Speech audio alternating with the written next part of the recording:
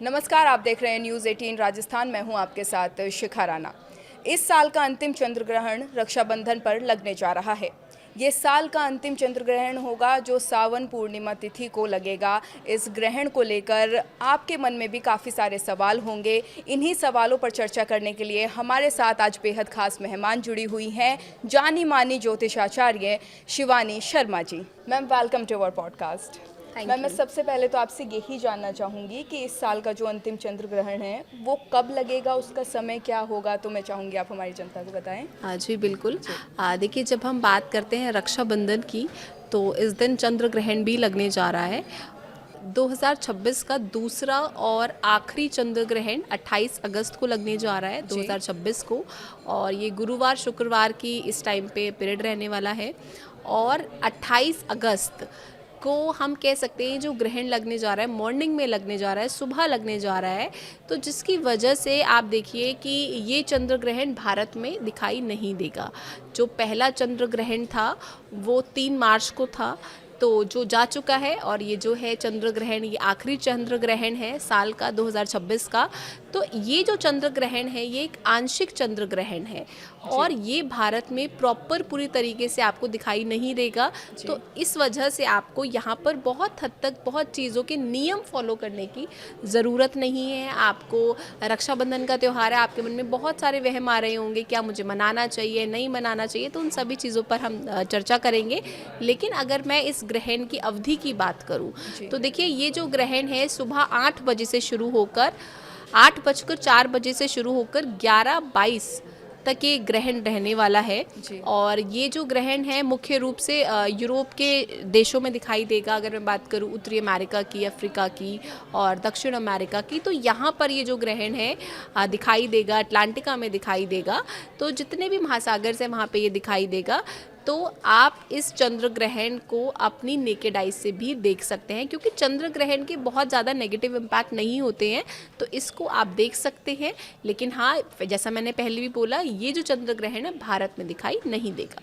तो मैम, मैं अगर आपसे पूछूं कि इस वाले चंद्र ग्रहण का जो सूतक काल होता है वो कब से लगेगा? देखिए, जैसा मैंने कहा कि इस ग्रहण में सूतक काल नहीं लगेगा, क्योंकि जो चंद्र ग्रहण है ये भारत में दिखाई नहीं देगा। उस समय किसी भी जुड़े धार्मिक कार्य या नियम बहुत ज़्यादा लागू नहीं होंगे। तो मैम, मैं अगर आपसे आगे पूछूं कि हमें इस टाइम पीरियड में क्या करना चाहिए, क्या नहीं करना चाहिए? देखिए, अगर हम चंद्र ग्रहण के दौरान की बात करूं, टाइम पीरियड की बात करूं, तो एस्ट्रोलॉजी के पॉइंट ऑफ व्यू से ऐसी मान्यताएं हैं कि आप अपने मन को शांत रखें सबसे पहले, और बहुत पॉजिटिव रहें, पॉजिटिविटी बनाए रखें, और लड़ाई झगड़े से बचें। जितना हो सकता है भगवान का नाम लें, जितना हो सकता है अपने इष्ट का जाप करें, अपने महामृत्युंजय का जाप भी कर सकते हैं, क्योंकि जब हम कुल देवी देवता, इष्ट देवता का जाप करते हैं तो डेफिनेटली हमें बहुत अच्छे मन की स्थिरता मिलती है। हम चंद्र के मंत्रों का भी जाप कर सकते हैं। अगर किसी की दशा चल रही है, वो चंद्रमा से परेशान है किसी भी रूप से, तो वो इन सब मंत्रों का जाप करेगा, तो डेफिनेटली उसके मन में शांति आएगी। तो मैम, अगर मैं आपसे आगे बात करूं तो इस वाले चंद्र ग्रहण में क्या संयोग बन रहे हैं? देखिए, जब हम चंद्र ग्रहण की बात करते हैं 28 अगस्त को जो लगने जा रहा है, इस टाइम पे आप सोचिए ये साल का आखिरी चंद्र ग्रहण है, और रक्षाबंधन का त्यौहार भी इस दिन मनाएंगे। पूर्णिमा की तिथि है, शनि का कुंभ राशि में चंद्रमा की उपस्थिति, और आप कह सकते हैं राहु के नक्षत्र का एक अत्यंत दुर्लभ और एक एस्ट्रोलॉजिकल पॉइंट से एक बहुत बड़ा संयोग होने जा रहा है। और एस्ट्रोलॉजिकल पॉइंट ऑफ व्यू से अगर मैं देखती हूँ तो ग्रहण का बहुत ही महत्व होता है।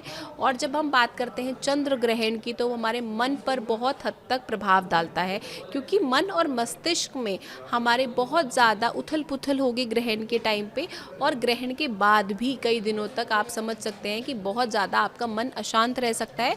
तो कोशिश ये करें, जितना आप भागवत नाम लेंगे, जितना आप अपने इष्ट को याद करेंगे, उतना ही ये जो ग्रहण है आपको इसके नेगेटिव इम्पैक्ट देखने को कम मिलेंगे। तो मैम, अगर ग्रहण खत्म होने के बाद हमें क्या करना चाहिए? देखिए ग्रहण खत्म होने के बाद अगर आप मुझसे पूछे तो देखिए सबसे इम्पॉर्टेंट है कि जब भी ग्रहण खत्म होता है तो आप अपने घर की साफ़ सफाई ज़रूर करें, जी। आप अपने घर को शुद्ध करें, आप स्नान ज़रूर करें, आप दान ज़रूर करें जी। और जितना आप दान करते हैं वो बहुत शुभ माना जाता है। और ग्रहण खत्म होने के बाद जितना भी हो सके आप अच्छे कार्य करें, घर के अंदर जितना भी हो सकता है पॉजिटिविटी लेकर आए, अपने मंदिर को अच्छे से धोएं, आप पूजा पाठ जो भी आप करना चाहते हैं आप ज़रूर जी। करें।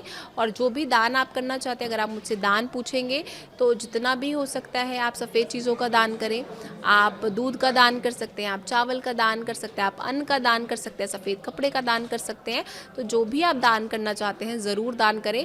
और अपने घर में गंगा जल डालकर आप खुद भी नहाएं और गंगा जल डालकर ही पूरे घर में आप छिड़काव भी ज़रूर करें।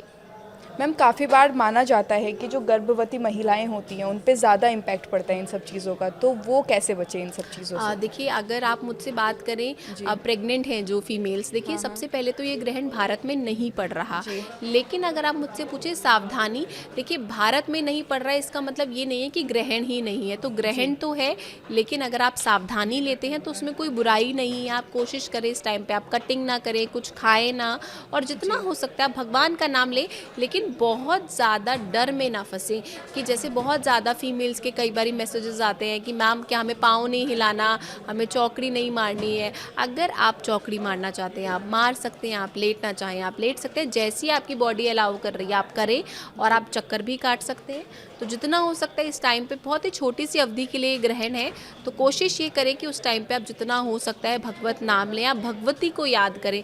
जब हम माँ को याद करते हैं तो हमारी लाइफ में बहुत सारी जो प्रॉब्लम्स हैं वो वैसे ही ठीक हो जाती हैं। Ma'am thank you so much इतने महत्वपूर्ण मुद्दे पे हमारे साथ चर्चा करने के लिए। Thank you so much. Thank you so much. आशा है आपको हमारा आज का ये विषय पसंद आया होगा। ऐसे ही तमाम मुद्दों के लिए आप देखते रहिए न्यूज़ 18। नमस्कार।